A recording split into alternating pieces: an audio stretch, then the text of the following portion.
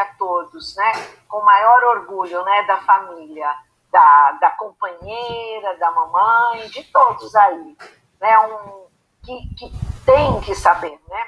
E o Wellington sempre foi um aluno excelente. Parabéns, família, né? Parabéns. Parabéns, Wellington. Uma salva de palmas. Foi excelente o seu trabalho. Eu escrevi lá no chat.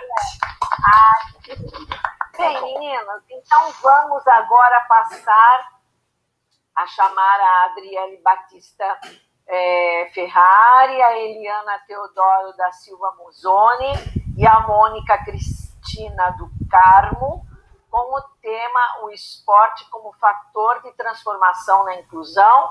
E presente temos comigo, a orientadora veio aqui, né? Olha, menina.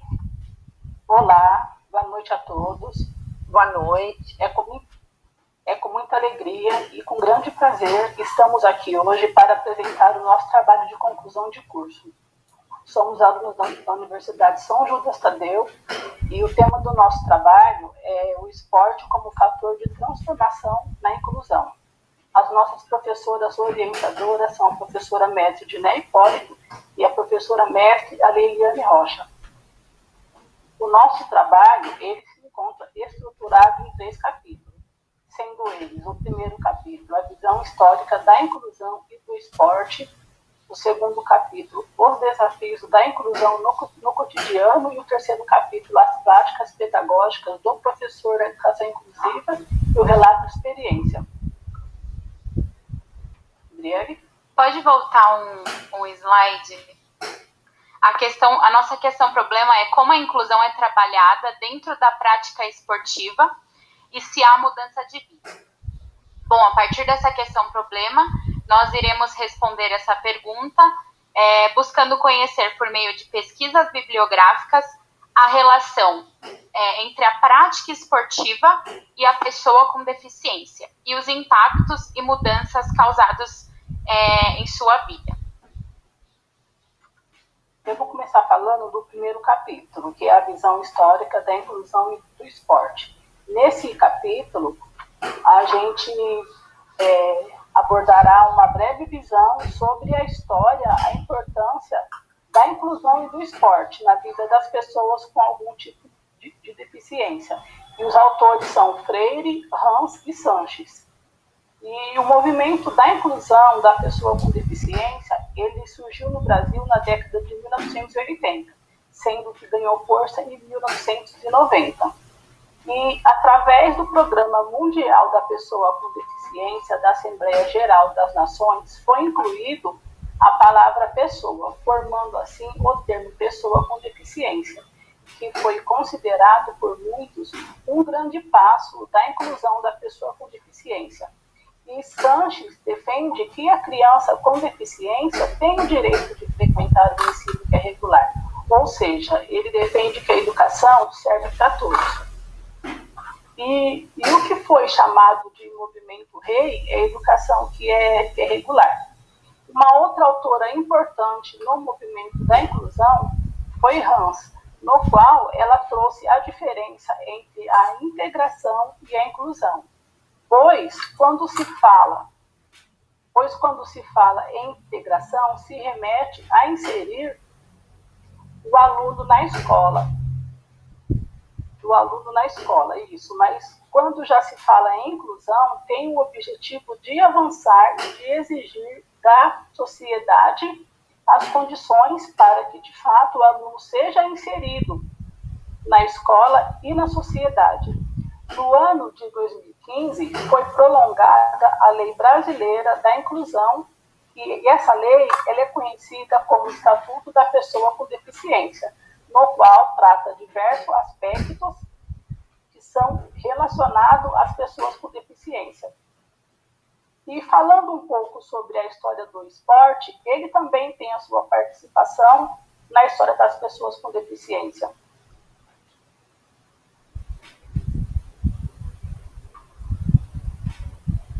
Eu acho que a Mônica apertou o botão errado, que ela saiu da sala. Sim. Gente, aproveitando, a tela tá travada para vocês também? Que pra mim Está pra mim na tá apresentação. Isso, pra mim também. Eu não sei o que tá acontecendo, mas tá travada pra mim também. Gente, tem que falar, passa. Porque senão eu não sei se eu tenho que ir pra frente ou pra trás, aí fica difícil. Pode passar um, irmã. É a Aline que está passando aí? Desculpa, eu tive problema com a internet aqui. Então continua, pede para ela, a Mônica volta depois. A Mônica já voltou. Voltou. Vamos lá. Volta um, irmã Aline.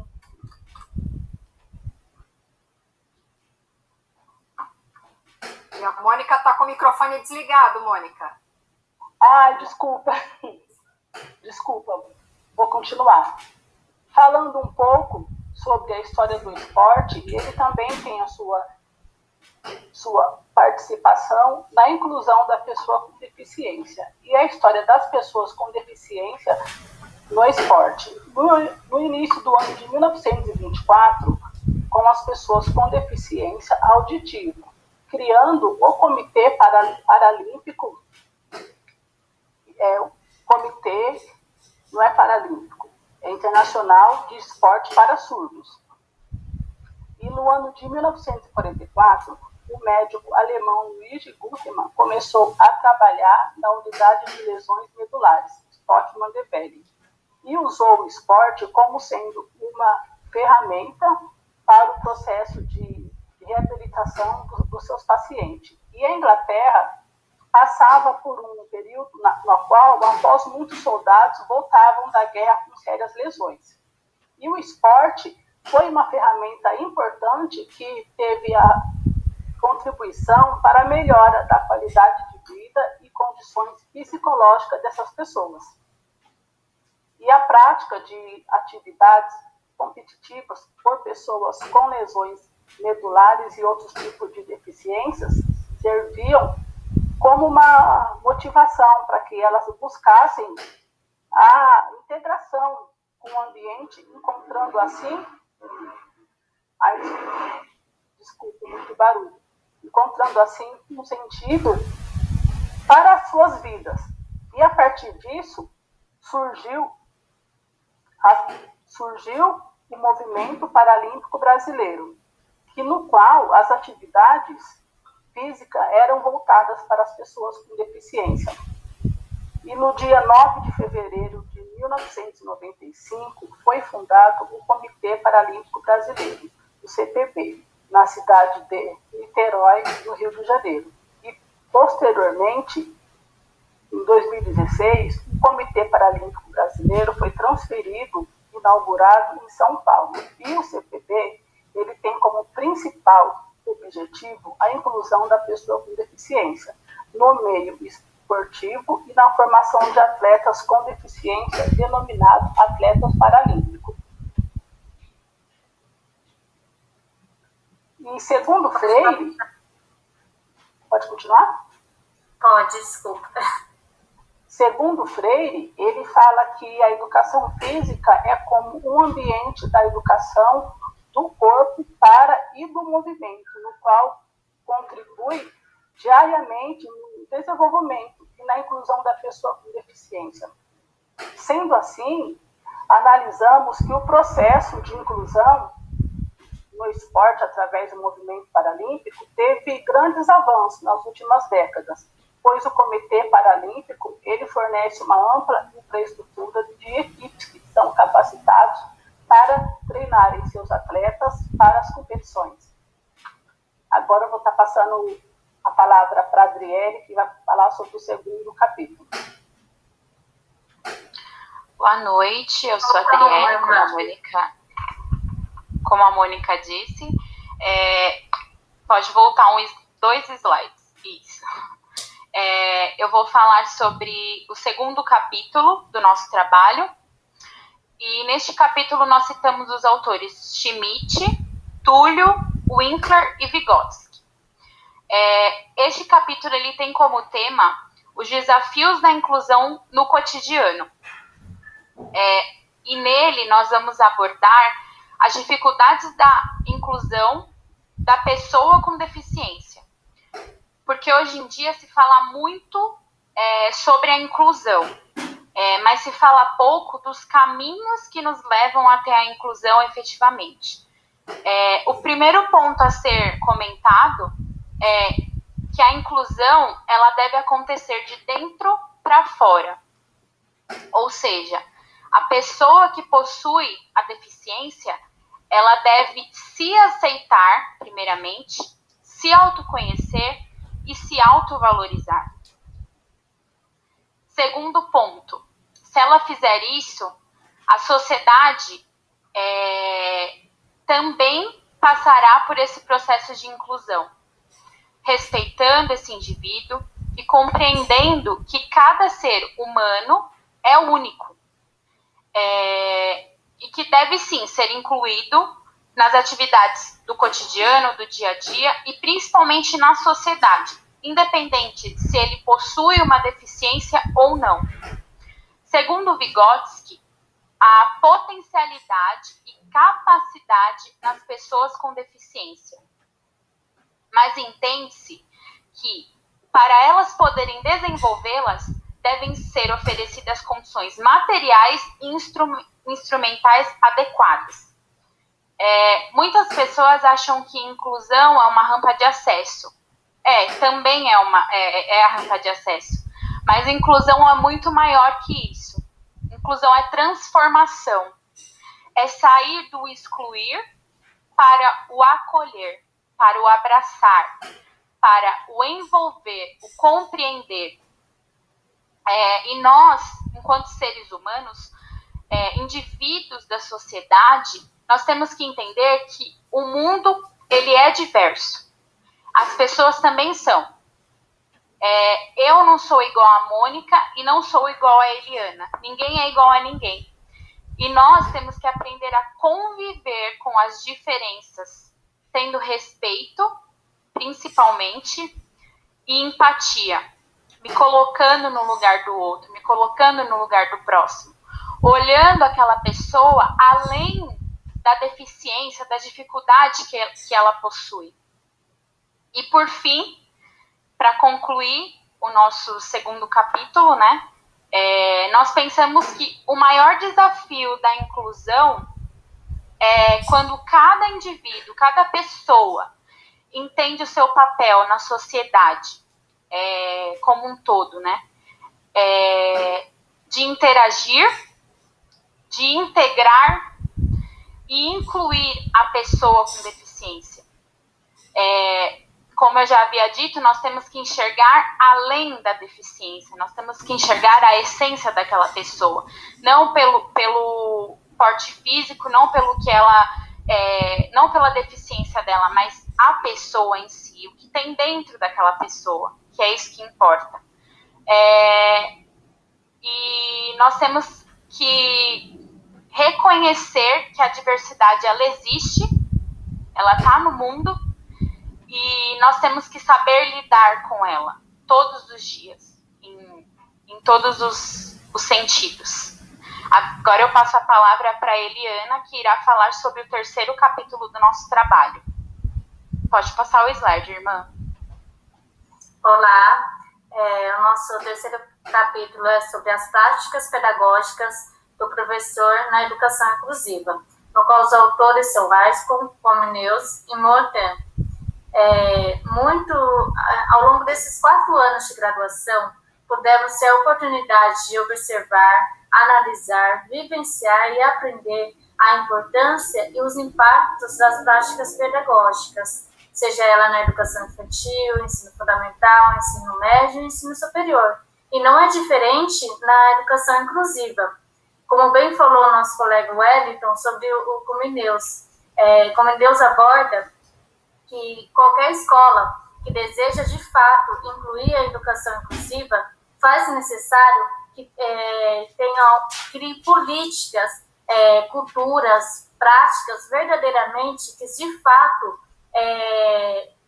ensinem todos os alunos, com deficiência ou sem, na construção de um conhecimento partilhado, no qual, apesar de todas as dificuldades, de todas as diversidades, eles possam conviver em harmonia e, de fato, todos terem a oportunidade, pois cada aluno, como a Adriele disse, é único, cada aluno tem as suas especificidades e cabe ao professor buscar uma capacitação adequada, principalmente na educação inclusiva, uma vez que há uma diversidade de deficiência. Por exemplo, um professor de educação física, ele se depara com um aluno com deficiência visual e um aluno com deficiência física, no caso, amputação. As práticas pedagógicas não serão a mesma. As atividades, ele precisa adaptar de acordo com a realidade daquele aluno. Então, o aluno com deficiência visual, ele pode, por exemplo, pegar uma bola de guiso, que é específico, que faz um barulho quando joga, e o aluno vai se situar pelo barulho que faz. Se não tiver uma bola de guiso, pode adaptar dentro da realidade da escola, colocar algo que faça barulho dentro da bola, algo assim. A gente tem que trabalhar sempre de acordo com o que a gente tem.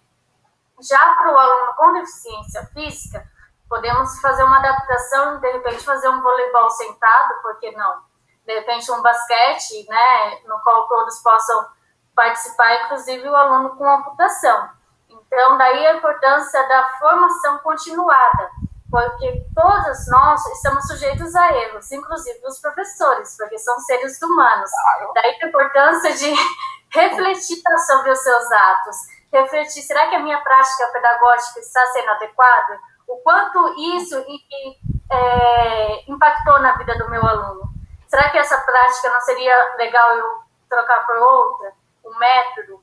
Porque, como diz Ayrton, as boas práticas são para todos. As boas práticas pedagógicas são para todos e cada um tem o seu caminho de aprendizagem. Então, é por isso que é extremamente importante o professor se reconhecer como crítico reflexivo, de modo que ele reconheça onde errou, mas não persista no seu mesmo erro.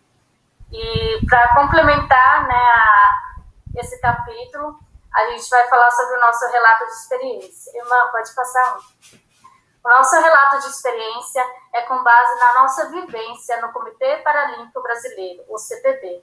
O CPB, como a Mônica já disse no início, é direcionado para pessoas com deficiências e dentro dessas atividades esportivas está o projeto de Centro de Formação Esportiva Esportes Paralímpicos, no qual atende crianças e adolescentes com idades de 10 a 17 anos, e os principais objetivos desse projeto é promover, transformar aquele aluno em um atleta paralímpico, mas mais do que isso, é promover a inclusão e a socialização de fato daquele aluno no meio do esportivo e na sociedade como um todo. As aulas acontecem de segunda a sexta-feira, das 14 às 17 horas, e a metodologia empregada é através das práticas esportivas de atletismo, natação, futebol, tênis de mesa, goalball, e muitos frutos já colhemos desse projeto. É um projeto que iniciou em 2018, e vou citar aqui 2 casos, bem brevemente. Um caso é de uma menina paralisada cerebral, e ela chegou no projeto, ela se alimentava por sonda gástrica. E apesar de todos os esforços da família, terapias, ela não se sentia confortável para se alimentar. Após algum tempo no projeto, a mãe veio relatar que ela chegou na casa e falou: mãe, eu quero comer uma maçã, porque agora eu sou uma atleta.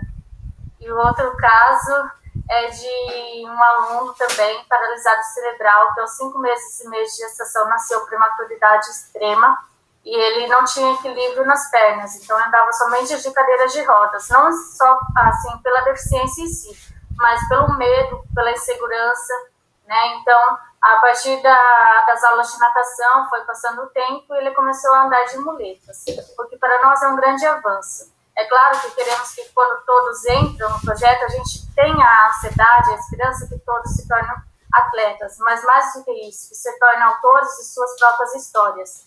E essa foto, ela pode representar muito. É uma foto de 3 alunas do projeto. A aluna com a mochila, ela é deficiente visual total, a do meio é deficiente visual parcial, e a outra, ela é deficiente física cadeirante, né? Então, essa foto, ela foi tirada espontaneamente após o término da aula. O que nos reflete que, apesar das deficiências serem diferentes, apesar de cada indivíduo ser único, elas se unem, né? Então, elas se unem no caminho de uma inclusão cada vez mais justa e cada vez mais igualitária. E que juntos, quando damos as mãos, a gente segue em frente, conquistando cada vez mais o espaço da sociedade como um todo. Pode passar. Bom, diante de tudo que vimos, observamos ao longo do nosso trabalho, podemos concluir que a inclusão, de fato, não é um processo fácil. Muito é falado, mas pouco realmente é compreendido. Mas tivemos significativos avanços no decorrer, seja na prática esportiva, o movimento paralímpico vem ganhando cada vez mais espaço na sociedade, conquistando seu valor, mas mais do que isso, pessoas com deficiência começaram a trabalhar, começaram a se formar, começaram a se capacitar, né, ações afirmativas como a empregabilidade, o respeito com a diversidade, ela tem aumentado, e a inclusão e o esporte é uma importante ferramenta para o desenvolvimento da pessoa com deficiência. E muitos, através da prática esportiva, encontram um caminho, um acolhimento. E quando a gente se olha para trás, a gente vê o quanto a gente conquistou, o quanto a gente conseguiu, né? E quando a gente olha para frente, a gente vê o quanto ainda é preciso melhorar. Porque o CPB, ele é um mundo idealizado da inclusão, um mundo dos sonhos. Mas a partir do momento que sai para fora do CPB, a realidade é completamente diferente. Mas o CPB está aí para a gente sonhar, acreditar e lutar por cada vez mais uma inclusão justa e real. E é isso. Ótimo, menina. Pode passar um slide. Tem. Isso. Nós queríamos deixar uma reflexão para vocês. Para que aconteça a inclusão social de pessoas com deficiência, são necessárias ações efetivas que combatam o preconceito e a desigualdade enfrentada por essas pessoas na sociedade. Amélia Renzi. E nós queríamos agradecer, primeiramente, a Deus por ter nos sustentado até aqui, a professora Dineia Hipólito, a professora Leliane Rocha e a todos pela atenção. Muito obrigada. Ok, meninas, uma salva de palmas que a gente vai dar depois para todos ao final.